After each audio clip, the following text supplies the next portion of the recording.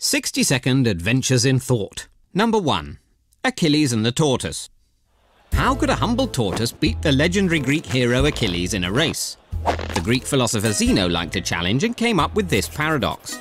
First, the tortoise is given a slight head start. Anyone fancying a flutter would still rush to put their money on Achilles, but Zeno pointed out that to overtake him, Achilles would first have to cover the distance to the point where the tortoise began. In that time, the tortoise would have moved, so Achilles would have to cover that distance, giving the tortoise time to amble forwards a bit more. Logically, this would carry on forever. However small the gap between them, the tortoise would still be able to move forwards while Achilles was catching up, meaning that Achilles could never overtake. Taken to an extreme, this bizarre paradox suggests that all movement is impossible. But it did lead to the realization that something finite can be divided an infinite number of times. This concept of an infinite series is used in finance to work out mortgage payments, which is why they take an infinite amount of time to pay off. Number 2. The grandfather paradox. Will time travel ever be possible? René Barjavel was a French journalist and science fiction writer who spent a lot of his time thinking about time travel. In 1943, Barjavel asked what would happen if a man went back in time to a date before his parents were born and killed his own grandfather. With no grandfather, one of the man's parents would never have been born, and therefore the man himself would never have existed. So there would be nobody to go back in time and kill the grandfather in the first place, or the last place, depending on how you look at it. The grandfather paradox has been a mainstay of philosophy, physics, and the entire Back to the Future trilogy.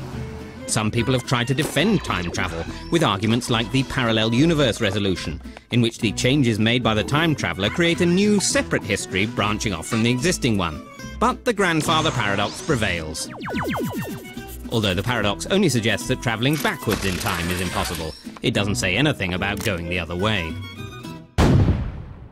Number 3. The Chinese room. Can a machine ever be truly called intelligent? American philosopher and Rhodes scholar John Searle certainly can. In 1980, he proposed the Chinese room thought experiment in order to challenge the concept of strong artificial intelligence, and not because of some 80s design fad. He imagines himself in a room with boxes of Chinese characters he can't understand and a book of instructions which he can. If a Chinese speaker outside the room passes him messages under the door, Searle can follow instructions from the book to select an appropriate response. The person on the other side would think they're chatting with a Chinese speaker, just one who doesn't get out much. But really, it's a confused philosopher. Now, according to Alan Turing, the father of computer science, if a computer program can convince a human they're communicating with another human, then it could be said to think.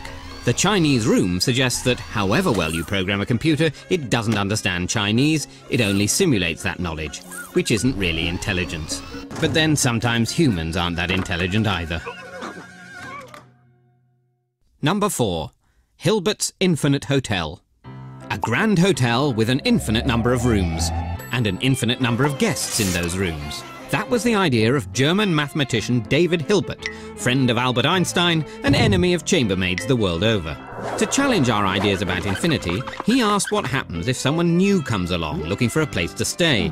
Hilbert's answer is to make each guest shift along one room.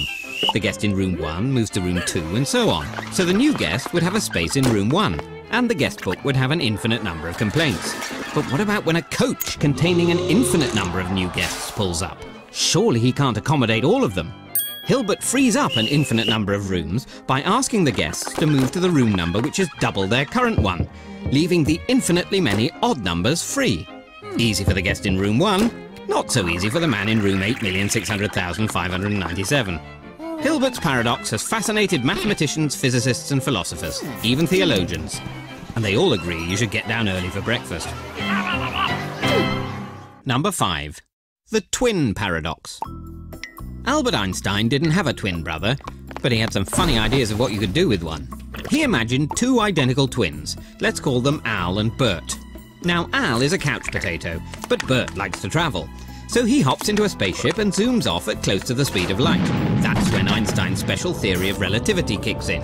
It says that the faster you travel through space, the slower you move through time. So from Al's point of view, Bert's time would be moving slower than his own. To put it another way, time might fly when you're having fun, but when clocks fly, they run more slowly in relativity. After a while, Bert decides to head back, still at close to the speed of light, and returns to his brother with his holiday snaps. But when Bert arrives home, Al will now be older than his twin, which makes their double dates a lot more awkward. Although it seems implausible, Einstein just followed his theory to its logical conclusion, and it turns out he was right.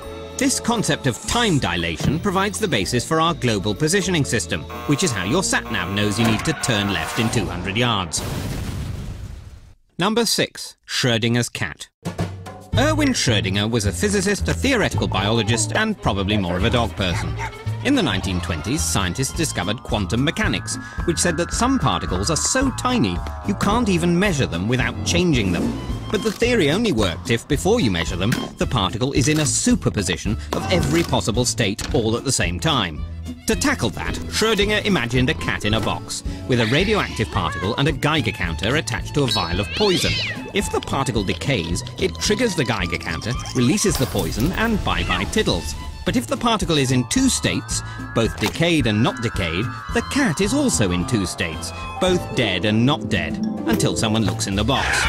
In practice, it's impossible to put a cat into a superposition. You'd have the animal rights lobby up in arms. But you can isolate atoms, and they do seem to be in two states at once. Quantum mechanics challenges our whole perception of reality, so maybe it's understandable that Schrödinger himself decided he didn't like it, and was sorry he ever started on about cats.